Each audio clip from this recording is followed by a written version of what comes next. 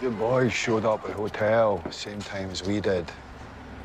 Almost ended up in a hood slaughter. We convinced him that we'd finish her off. So all we need now is a digit and a tiny titty to prove it. Jesus Christ. How'd they know where she was? There's only one other person who knew. I was protecting you.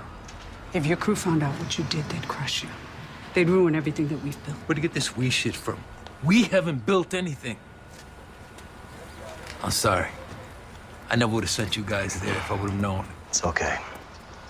Sounds like a move someone else would pull. Let's call it even. Right.